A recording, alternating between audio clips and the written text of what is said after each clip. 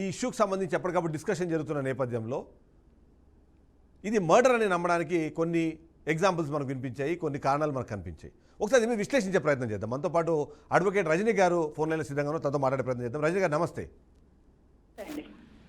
మనము నిన్న సేమ్ 3:30 ఆ టైంలో మనం షో చేసిన తర్వాత ఎగ్జాక్ట్లీ ఒక 6 అవర్స్ తర్వాత ఒక అప్డేట్ దొరికింది. అప్డేట్ ప్రకారం ఏంటంటే పవన్ కళ్యాణ్ అలాగే చంద్రబాబు నాయుడు ఇద్దరు కూడా సింగపూర్ పర్యటన నుంచి రిటర్న్ వచ్చిన తర్వాత దీని మీద ఒక చిన్న మీటింగ్ పెట్టి ఆ మీటింగ్లో అతన్ని సస్పెండ్ చేయమని చెప్పడము, ఎవరైతే సీఐ నాగరాజు ఉన్నారని సస్పెండ్ చేయమని చెప్పడము, దీని మీద ఒక ఉన్నత స్థాయి సమావేశాన్ని ఏర్పాటు చేసి ఒక ఉన్నతాధికారితో విచారణ చేయమని చెప్పడం, ఇవి రెండు జరిగాయి.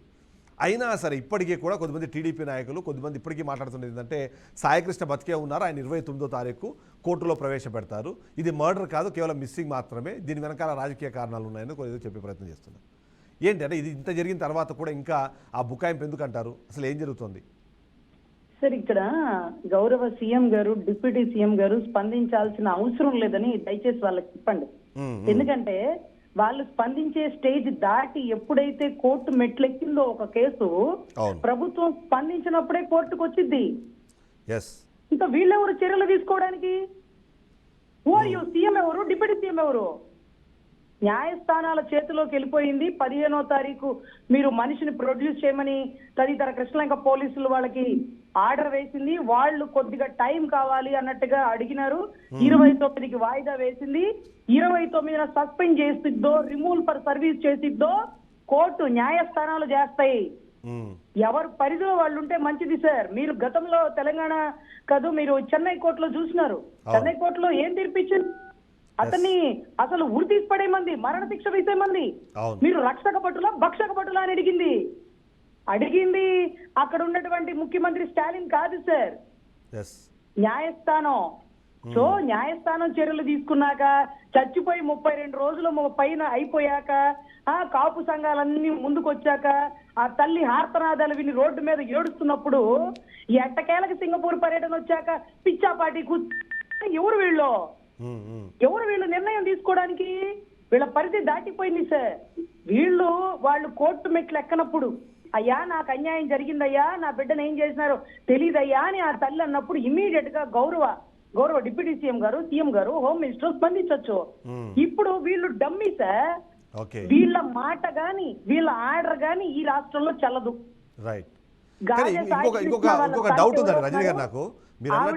స్టేట్ ఆఫ్ ఆంధ్రప్రదేశ్ ఈ కేసు ఎవరో సిఐ ముష్టి పడేయాల్సిన పని లేదు. 50 లక్షల కోట్ల రూపాయలు. అదే క్వశ్చన్ అడగబోయాను నేను.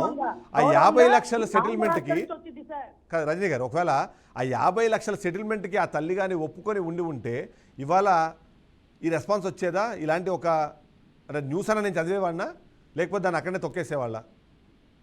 Sir 100% sir. చాలా మంది పిల్లలు స్కూళ్లలో సూసైడ్లు చేసుకుంటే అది సూసైడ్లు కాదు, ఆ పిల్లల్ని రేప్ చేసేసి హ్యాంగ్ చేసేస్తున్నారు అని ఆ తల్లిదండ్రులు కేసులు పెట్టడానికి స్టేషన్ల చుట్టూ తిరిగి మా దగ్గరకు వచ్చినప్పుడు, అమ్మా రేపు పొద్దున ఎఫ్ఐఆర్ పెడదాం, ఇది అనుమానాస్పదది, ఇది హ్యాంగింగ్ కాదు అని మేము రెడీ చేసి ఇచ్చాక, లేదులేండి లోపల ఎమ్మెల్యే గారు మాట్లాడుతా ఉన్నారు. ఏం మాట్లాడతాడు? చచ్చిపోయిన వాళ్ళని తిరిగిస్తాడా? చావు కారణమైన వాళ్ళని సేవ్ చేస్తున్నాడా? ఏం చేస్తాడా లోకల్ ఎమ్మెల్యే?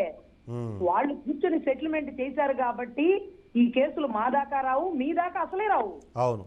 ఇక్కడ ఆ తల్లి తిరగబడింది, ఆ కుటుంబ సభ్యులు చదువుకున్న వివేకవంతులు, జనసేన కింద పనిచేసిన వాళ్ళు కాబట్టి మాకు మీరు ముష్టి వేసేది డబ్బు వద్దు, మా పిల్లగాడు చనిపోయాడు, ప్రాణంతో తీసుకొస్తారా, శవంగా తీసుకొస్తారా, తీసుకురండి. మా పిల్లోడు తెలుసో తెలియకో తప్పులు చేశాడు, 2 కేసుల్లో ఉన్నాడు, 22 కేసులని ప్రాపకాండ చేయాల్సిన అవసరం లేదు. ఎవరు సార్ సీఎం, ఎవరు సార్ డిప్యూటీ సీఎం? ఇప్పుడు స్పందించడం ఏంటి? దొంగల పడ్డ 6 నెలలకు కుక్కలు మరిగినట్టు ఇప్పుడు వచ్చి కూర్చొని మాట్లాడుకోవడం ఏంటి? రంగా గారి టైంలో ముగిసిపోయిన లాకప్ డెత్ ని మళ్ళీ కృష్ణలంక స్టేషన్ లో అదే విజయవాడ గడ్డ మీద రీఓపెన్ చేస్తారా? ఎంత దమ్ము, ఎంత ధైర్యం సార్! దీనికి రాజకీయంగా మీరేమీ చేయొద్దు కానీ న్యాయస్థానాలు చేస్తాయి, చూస్తా ఉండండి. మీరు ఒక ఆర్టిఫిషియల్ ఇంటెలిజెన్స్ ద్వారా ఒక గాలి సాయికృష్ణ సృష్టించి కోర్టులో ప్రొడ్యూస్ చేయగలిగితే చెయ్యండి. సో అంతకు మించి ఏం లేదు సార్. దీంట్లో వీళ్ళు అచ్చు చావబడేసి వీళ్ళు నిర్ణయాలు తీసుకొని వీళ్ళు రాష్ట్ర ప్రజల్ని మీకు జరిగిన అన్యాయాన్ని మేము స్పందిస్తామంటే స్పందించాల్సిన సమయం ఇది కాదు. సమయం దాటిపోయింది మిత్రమా, ఇక మీ స్థానం లేదు. రైట్.